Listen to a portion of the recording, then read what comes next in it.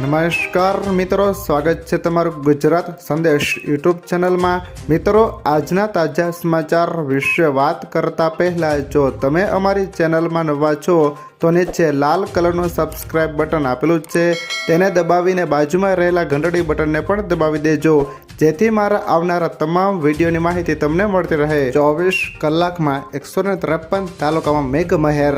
હવામાન વિભાગ પાસેથી મળતી માહિતી પ્રમાણે સિઝનનો અત્યાર સુધીમાં 4.82% વરસાદ થયો છે।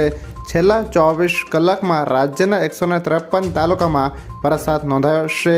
સૌથી વધુ ખેડાના માતરમાં 4.67 ઇંચ વરસાદ, પંચમહાલના કલોલમાં 3.72 ઇંચ વરસાદ ખાબક્યો છે। આ સાથે મહેમબાદમાં 3.36 ઇંચ વરસાદ નોંધાયો છે।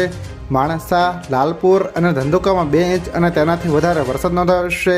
આ સાથે ડાંગ, નડિયાદ, ડભોઈ, બાયડ, વીરપુર, જાંબુઘોડા, નાદોદ, હાલોલ, નેત્રંગ, વિરમગામ, અમદાવાદ, આણંદ, બોટાદ, ચોટીલા, ઉમરરેઠ, બાળવા, ખેડબ્રહ્મા, કરજણ, ઘોંઘબા, સખેડા, ભાણવડ, વલસાડ, નખત્રાણા, દહેગામ, વઘઈ, કલ્યાણપુર, વાલોડ, ખેડા, ઓલપાડામાં 1 ઇંચથી વધારે વરસાદ નોંધાયો છે। ત્યારબાદના મહત્વના સમાચાર વિશે વાત કરીએ તો ઘઉંના સંગ્રહખોરી પર સરકારનો મોટો નિર્ણય। ઘઉં અને લોટની વધતી કિંમતોને લઈને કેન્દ્ર સરકાર એક્શનમાં આવી છે।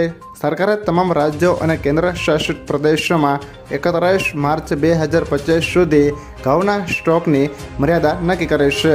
કેન્દ્રીય ખાદ્ય સચિવ સજીવ ચોપડાએ જણાવ્યું હતું કે રિટેલર્સ, મોટા પેઇન રિટેલર્સ, પ્રોસેસર અને હોલસેલ દર શુક્રવારે તેની પાસે સંગ્રહિત ઘઉંના સ્ટોકને કરશે। ત્યારબાદના મહત્વના સમાચાર વિશે વાત કરીએ તો રાજ્યસભામાં ગૃહના નેતા તરીકે જેપી નડ્ડાની પસંદગી।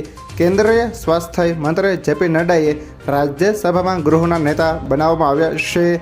આ પહેલા પિયુષ ગોયલે રાજ્યસભામાં ગૃહના નેતા હતા, પરંતુ હવે પિયુષ ગોયલે લોકસભાના સાંસદ છે, જ્યારે જેપી નડ્ડા ગુજરાતમાંથી રાજ્યસભાના સાંસદ છે। ત્યારબાદના મહત્વના સમાચાર વિશે વાત કરીએ તો પંજાબ નેશનલ બેંક ખાતાધારકોને આપી નોટિસ। સરકારી બેંક પંજાબ અને નેશનલ બેંક દ્વારા મહત્વનો નિર્ણય લેવામાં આવ્યો છે। આ બેંકમાં કરોડો લોકોના એકાઉન્ટ આવેલા છે। જો તમારું સેવિંગ એકાઉન્ટ પણ આ બેંકમાં છે તો આ ખબર તમારા છે। બેંકે પોતાના અપડેટમાં જણાવ્યું છે કે જે એકાઉન્ટ વર્ષોથી બંધ છે તેમને બંધ કરી દેવામાં આવશે। પીએનબીએ જાહેરાત કરી છે કે જે એકાઉન્ટમાં 3 વર્ષથી કોઈ લેવડ દેવડ નથી થઈ તેમને બંધ કરી દેવાશે। જો મિત્રો આ વિડીયો તમને પસંદ આવ્યો હોય તો લાઈક કરો, તમારા મિત્રો સાથે શેર કરો અને જો તમે અમારી ચેનલમાં નવા છો તો ચેનલને પણ સબસ્ક્રાઈબ કરી લેજો, જેથી મારા આવનારા તમામ વિડીયોની માહિતી સૌથી પહેલાં તમને મળતી રહે।